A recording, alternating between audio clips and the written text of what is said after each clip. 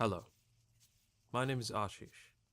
I'm a new graduate and researcher from Columbia University, and today I'd like to present a system that uses AI to fully automate the process of academic research, from ideation, sourcing, conducting an experiment, to full paper generation. And I've called it AIRA, which stands for Autonomous Intelligent Research Assistant. In today's video, I will showcase the system, describe how it works, and attempt to contextualize AI-generated research within academia as a whole. And to start, let us discuss the motivations behind making an AI research system to begin with, and what gaps I wanted to fill with AIRA in particular. See, as the information we all create continues to grow exponentially, so too does the amount of exploitable scientific data there is. Non-automated systems will likely fail to keep up. My primary concern with making AIRA was then to accelerate the adoption of artificial intelligence in those fields in which it has been lacking, particularly those not related to computers or computer science. So with AIRA, I wanted to inspire academics, particularly from those fields, to accelerate the adoption of AI for their use cases by presenting a framework with which it could be more likely.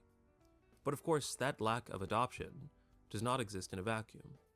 There are many things keeping AI from being more widely adopted in academia, chief among which is probably the phenomenon of LLM-based hallucinations.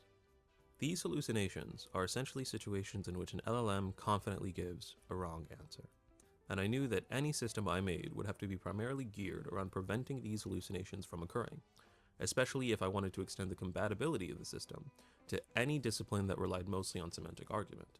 So how do we combat them? Well, most hallucinations typically occur in ungrounded or non-specific requests. That first part simply means that our chances of hallucinations are much higher when asking an LLM a question offhand versus providing an LLM access to a source from which to draw reliable information. Imagine an example where you asked an LLM what the genus of the black bear is, and then asked again while also providing the LLM access to an encyclopedia with which it could use an entry on the black bear as context, or in other words, as grounding. And the idea of specificity simply means that LLMs, like people, operate best when given exact criteria for operation, success, and failure. So in building AIRA to combat hallucinations, I knew I needed the system's analysis to always integrate grounding from real-world sources, and that the structure of AIRA was best comprised as a hierarchy, with many different LLMs, all with defined subtasks and all working together in concert towards a large objective. And you will see how I did all of this soon. I just wanted to help assuage some of the hallucination fear you might have had coming in soon. So, given that there's motivation to create an AI research system, and given that we now have ways to combat the phenomenon of hallucinations, what would be new about AIRA's approach to automated research? Well, primarily, it's this idea of an end-to-end system, being that a paper topic is conceived, sourced, experimentally tested, and written up, all without human intervention. And because of the multidisciplinary focus, AIRA is a system potentially capable of analysis between and across disciplines in a way that extends far beyond human specialization. And so this was the plan, and how AIRA was conceived. And I urge you to keep it in mind as we cover how everything was made, because those principles, being end-to-end, being accessible across and between disciplines, informed much of the decisions that created and developed the system. And that's enough exposition. How does it all work? It's time to find out. AIRA follows a traditional research sequence, or pipeline, through a large system of ordered and interconnected AI agents. And the agents used for AIRA are built by combining the semantic and writing abilities of LLMs with a variety of computer functions or tools, like algorithmic calculation or code execution. And it's these agents that make up the 5 modules of AIRA, representing the 5 steps of the research sequence: ideation, grounding in sources, experimentation, outlining, and finally paper generation. To initialize these modules and focus AIRA's research on a particular subject or discipline, we then require 2 sets of documents as inputs. Think of them like the raw material to be transformed. The first set of documents is to serve as ideation material in order to inspire the research hypothesis or question. This could be a historical archive or a collection of technical documents regarding the subject or discipline of interest. The second will serve as source material, in other words, reference documents, which will ground the research situate the hypothesis in the field, and make up the bibliography of the final paper. This obviously doesn't have to be an external input. My previous project located here demonstrated how to use AI to automate the retrieval of source documents in partnership with the Library of Columbia University. But given recent developments regarding AI and copyright, I'm going to have reference documents in AIRA represented as an independent input. And I ask that you please seek out an author's permission before using any existing research material for an AI system. Regardless, with ideation and source material in hand, we can start the research process at the first module. The Ideation Module is AIRA's foundation and will generate the research idea or question that all subsequent modules will work from. And AIRA's ideation process goes well beyond simply prompting an LLM to create an idea. AIRA uses the ideation material to construct a knowledge graph, and it's mainly through analyzing that knowledge graph that AIRA finds an interesting potential research question. Here's how that works. AIRA breaks down the documents, making up the ideation material into chunks. Then for each chunk, it uses an LLM to extract what we call semantic triplets, the essential relationships between concepts in the text. We do this repeatedly for all the ideation documents, and then those triplets, which would number in the thousands, become the building blocks of a knowledge graph, where concepts make up the vertices and they're connected by relationships in the form of edges. AIRA then applies various centrality algorithms to this graph to identify the most influential vertices and the paths that connect them. We then have a web of relationships that mirror the semantic relationships between the most important concepts in the original ideation material. AIRA can then use this particularly important web of relationships to derive a research hypothesis or question. Welcome to the first showcase section of the video. In these, I'm going to walk you through an example with AIRA. We're going to kind of see how it operates and see how it looks in practice. And we'll do this for all 5 modules of the system. But for our first module, the Ideation Module, I decided to use as the example ideation material the collected works of Vladimir Lenin. Now, I did this because I knew for a fact that the state publishing house of the Soviet Union will not sue me for copyright infringement, won't mind me using it for AIRA, as it does not exist anymore. But regardless, what we're going to do is transform that archive into a knowledge graph to use it for ideation. And to do that, as you just learned, we are going to break it into chunks, and then process those chunks by extracting semantic triplets from them. So as you can see, this document, which was volume 18 from the archive, was a rather large document. And so it was broken into 480 chunks. And from each of those chunks, 10 triplets were extracted, leading to 4,800 triplets from just this one document. Now, with all those triplets and all those nodes, which again comprise the subjects of the triplets, there's going to be some repeats. So the next step is to merge like nodes that essentially mean the same thing, to simplify the knowledge graph. So things like St. Petersburg workers and workers in St. Petersburg are merged.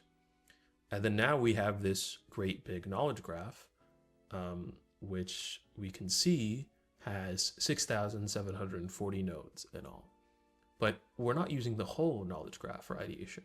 We're going to use essentially a select subgraph of it by identifying what parts of it are most central, and essentially use that as a mirror for the most important concepts in the archive itself, and then use the paths in the knowledge graph to identify what would be important for ideation. So here we can see the top 10 nodes denoted by their centrality in the knowledge graph, and these are going to be the basis for ideation. But how do we get from here to a research idea? Well, what we're going to do is take these nodes, these influential nodes, and trace the paths that connect them. So we can see in this case that 2 of the nodes that were deemed influential were Pravda, which is the newspaper of the Bolsheviks, and Octobrists, which were a different political party of the time. And AIRA is going to trace the paths that connect these 2 nodes within the graph. So we can see Pravda critiqued by liquidators withdrew from this party united all social democrats, etc., etc. And it's going to use the kind of information gleaned from seeing how these different concepts relate to each other to identify a new research idea, to identify what all these paths are saying about how these 2 concepts are related. And then ultimately, we landed at a question. This criticism, or that the criticism published in Pravda against the liquidators indirectly influenced the political strategy of the Octoberists by highlighting and amplifying internal conflicts within the Mensheviks, which the Octoberists exploited to address the agrarian question, etc., etc., etc. And this derives from that first path, or from those paths rather, from that first pair of nodes between Pravda and Octoberists. But the specifics of any one hypothesis are not important. What's important here is the process. We started with an archive. We then created a knowledge graph. From that knowledge graph, we found nodes that we deemed most central and therefore most important. And then we connected paths between those nodes in order to end up with an idea. Thus, at the end of the module, we have our research question. Fully autonomously, AIRA took our ideation material and generated a knowledge graph, analyzed that knowledge graph for centrality, traced the paths between the nodes that were deemed most central and thus most influential, and then used those paths to ideate and create a research topic. This can be repeated many times over and can be repeated with many different kinds of archive. There are a number of advantages to a system like this. With a graph, we can audit and trace the idea and how it was conceived. We can ideate from a very large archive because we're not limited by the context window of the LLM. And most importantly, it can be repeated many times over because the selection of the paths is mathematically random. If we were to simply ask an LLM to derive different ideas over and over, eventually the biases present in the training data of that LLM would start to show, and the ideas would grow stale. But here, we have separated the preparation of the ideation material from the LLM acting on it, ensuring that the system isn't subject to that issue, and thus can be run over and over again, producing novel ideas each time. Now that we have a hypothesis or question, like any good research, we need to ground it in our source material and decide what claims in the sources that we're going to build off of. And that's the job of the grounding module, which ensures that every finding in our paper is properly supported by evidence from existing sources. This is crucial because, again, we need to guard against hallucinating facts. AIRA approaches this challenge through a 3-agent system. The first agent reads through each inputted source document and creates a specialized summary aimed at determining how it can link to the hypothesis. Then, using these summaries, AIRA sets up a simulated academic dialogue between the 2 other agents. One acts as an investigator, asking specific questions about the source documents, probing what research claims they can be used for, while the other agent, which has been trained on document analysis, answers the investigator by quoting directly from those sources.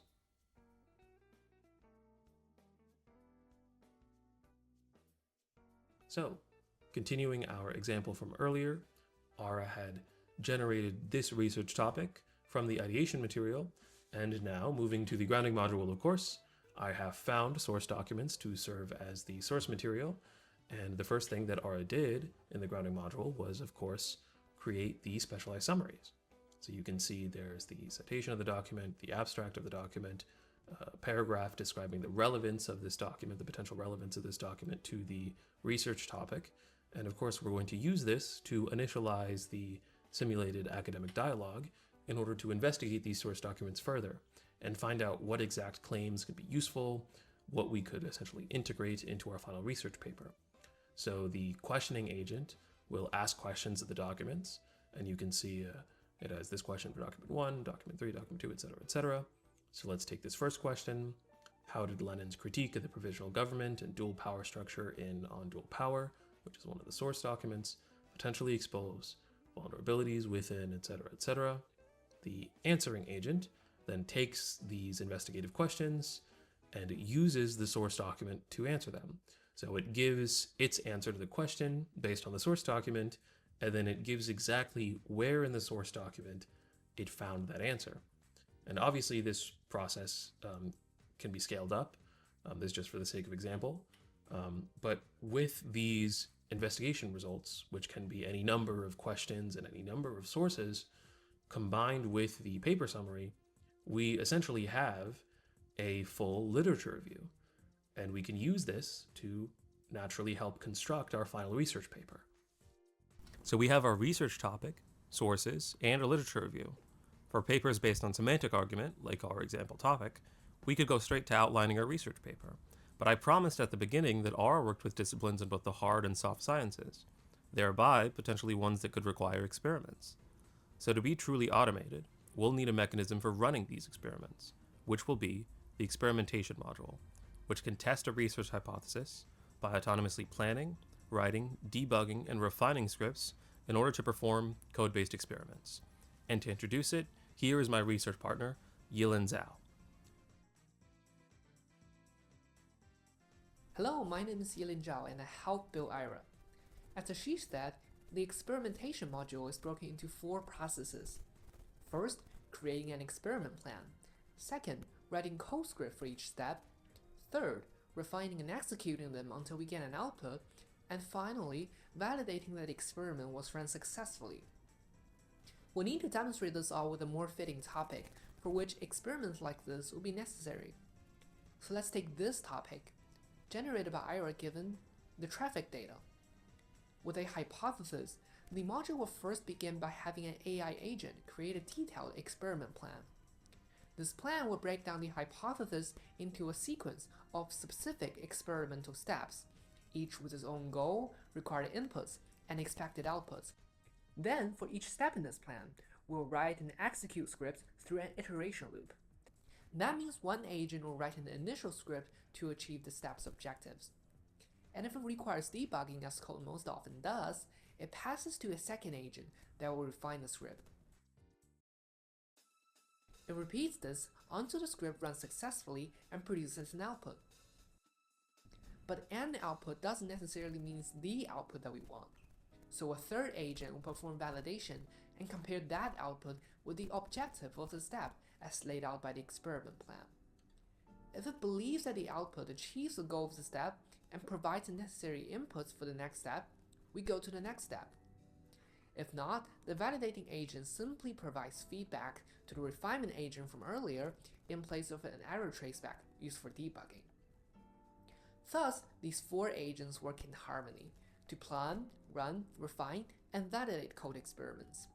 This approach to experimentation means that AIRA can handle complex tasks like model architecture design, hyperparameter optimization, and even performance analysis, all without human intervention, by breaking the process into tasks. So let's see how this module tries to perform code experiments with their topic. Can deep reinforcement learning improve traffic flow optimization in urban intersection simulations? So first of all, as previously mentioned, our first step is to generate a research plan, for which the code writer will follow. The generation of research plan is also a 2-step process. There will be an initial version, then a validator will look at the content to see if it's rigorous and specific enough. As we can see here, the code plan is good enough. It passes through the validator pretty quickly. So let's use this plan and proceed to the next step. So the first step in the actual code generation process is simple, setting up the environment for traffic simulation. We should have the geometry of an urban intersection and regulations for cars, etc. Our agent passes through this step in a breeze. And here's the second step, generating the traffic data. Since we'll be setting up intersections for simulation purposes, it's important that we generate our data correctly. As we see, our agent successfully generates the data and is being passed to the validator. Guess what? It's being accepted. So let's proceed to the next step. The third step includes data preprocessing, such as checking its completeness and applying normalization. Here's an important step, baseline model implementation.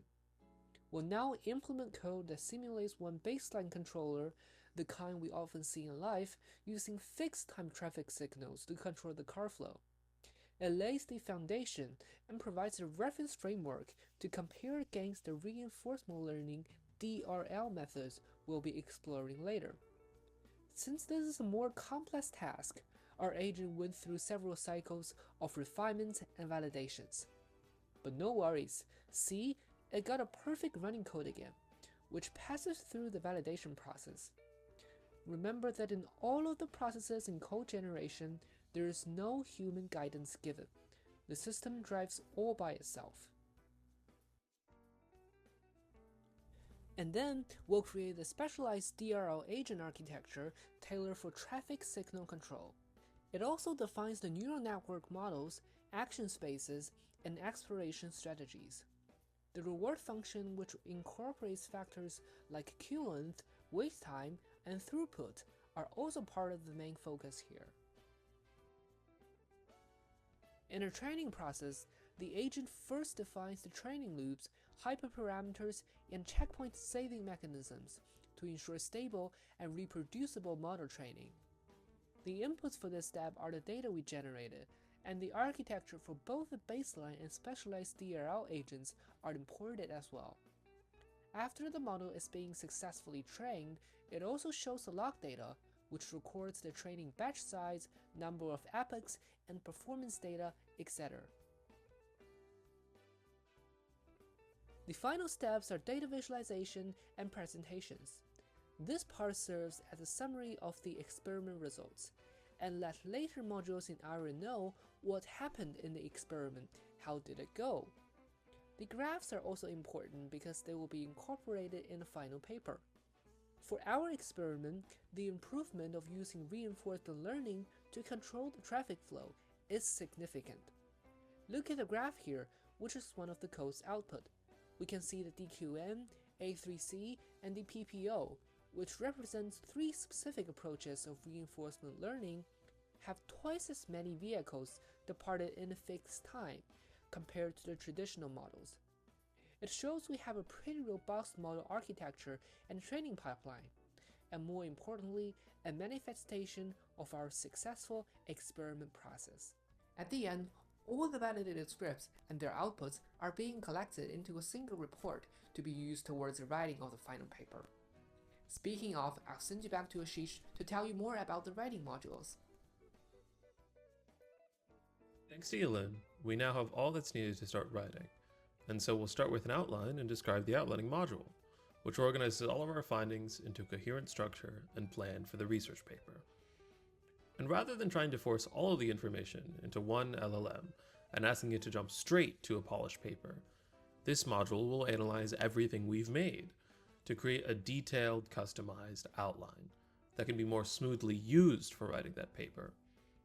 The outline is broken into sections for each part of the paper, and each section of the outline is carefully structured to build our argument logically, with clear objectives for what needs to be communicated. The module specifies where experimental results should be presented, where comparisons to existing literature should be made, and how different concepts should be introduced and explained. Alright, here we are. Because of all the work we've done up to this point, AIRA is now ready to write the final paper, and it will begin with this very methodical, detailed outline. So as you can see, the outline breaks the paper down into sections and details what each section should contain. So you can see for each section it describes the objectives, what the section needs to achieve, what the section generally should contain in terms of content, the documents that are relevant to the section of the source documents, and how those source documents should be used. And if there was any experimental data necessary, if this was a paper that used experimental data, this flag would indicate what that data should be and where that data is located. And ultimately, this serves as essentially a guide to the paper writing module. The paper writing module will take this outline in, see how it details each section, and then write those sections one at a time. And you can also see how this module kind of builds off of the work of the previous modules. So in the introduction, when it introduces the research idea, that's directly influenced by the ideation module, what the ideation module proposed in terms of what the idea is kind of meant to represent, what it's meant to investigate, how it's meant to be presented, etc., etc. For the source documents, of course, the investigations done by the grounding module are how the outlining module is able to contextualize where to use the source documents, what they are, what they should be. And actually, once the paper writing module is activated, it will see that for example, for this section, the relevant documents are documents 1 and documents 3. So when it writes that section, it will have access to the full text of those documents so that it can then use them and integrate them into the section as the outline indicates. So you can really see how this serves as the guide for the paper writing module, the guide for writing the paper, and it makes us ready to write the full paper kind of as a whole. Yes, section by section, but in a way in which they're connected. So each section is written with full awareness of what comes before and after, because the outline is constructed and laid out ahead of time. We've now reached the top of AIRA's pyramid. Using the parts of the outline, the agent of the paper writing module writes the paper section by section. And because of the outline, each section is written with full awareness of what came before and what needs to be set up for later sections. To take a bird's eye view, I believe the entire system is best understood as a pyramid, with each module building upon and integrating the work of those below it. At the foundation, the Ideation Module generates novel hypotheses. The Experimentation and Grounding modules work in parallel in the middle layer, creating and validating results, ensuring they're properly supported by existing research. The Outline module organizes these elements into coherent structure, and finally, at the peak, the Paper Construction module synthesizes everything into a complete research paper. What makes this pyramidal structure so effective is how it ensures consistency throughout the research process.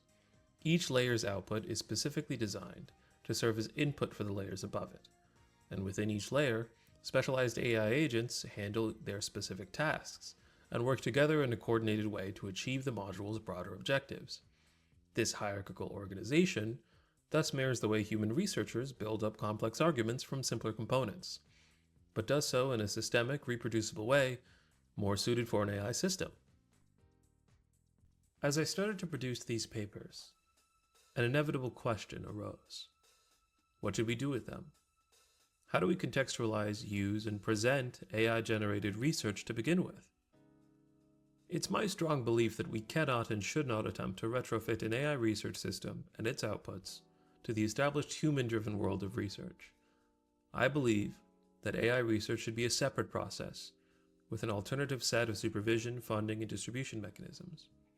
This ensures a clean and clear separation that dictates a transparent and accountable application for AI research. We should not be trying to deceive or replace existing research. AI should show a future, an entire alternative world of research. Think of merely these facts and use cases.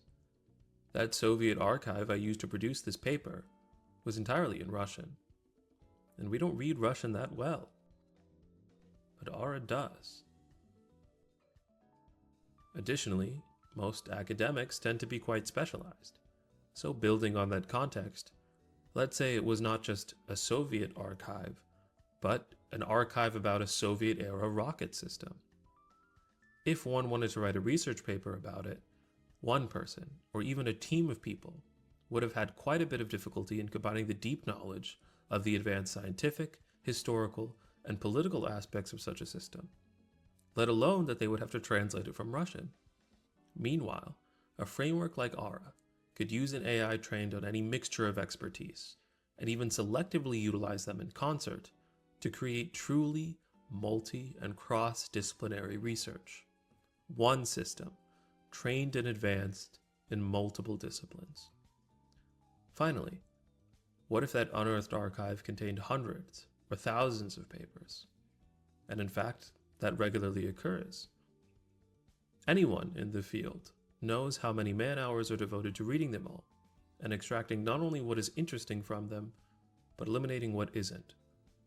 Meanwhile, a framework like AIRA could run continuously and scale the computing power, chipping away at anything of any size. Because AI research can fill those gaps, and because AI research can serve those purposes, I believe that there should be a separated hub, a kind of AI library, where researchers in need of those advantages can go to in order to gain the unique perspective that only an AI system could bring. And so seeing as how I made AIRA as an example AI research system, I thought I could make an example of this kind as well.